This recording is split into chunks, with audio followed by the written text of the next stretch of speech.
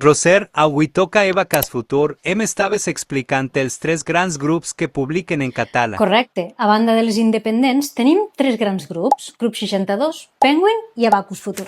Vos explico esta última perquè les altres dos les trobareu en vídeos anteriors. Abacus va començar sent la cooperativa Abacus, nascuda el 1968 com una entitat dedicada a l'educació i a la cultura, fundada per mestres, famílies i l'associació Rosa Sensat. Tradicionalment se dedicava a la venda de material escolar i llibres, però va començar a integrar segells propis com Amsterdam, Ara Llibres, La Casa dels Clàssics o Inuc. L'any passat, al juny del 2024, naixia Abacus Futur, un nou projecte editorial i audiovisual en la voluntat d'integrar els diferents segells i crear un grup potent dedicat a promoure la cultura i les lletres catalanes. En aquesta fusió integraven també els segells d'enciclopèdia, com La Galera, Elastic Books, Ediciones Invisibles, Bridge, Catedral, Suma Llibres, en Navona i Arcàdia, i també Viena Edicions, que, si us recordem, nascuda als anys 90, va ser independent fins al 2021, quan Enciclopèdia va comprar la majoria de les seues participacions. I avui Abacus Futur té 11 editorials, més l'equip productora Abacus Idea. A més, creen una seu simbòlica a Barcelona, estrenada a l'abril d'enguany, anomenada Casa Abacus, al Raval. Què més vols saber del món editorial? Deixa'm els comentaris.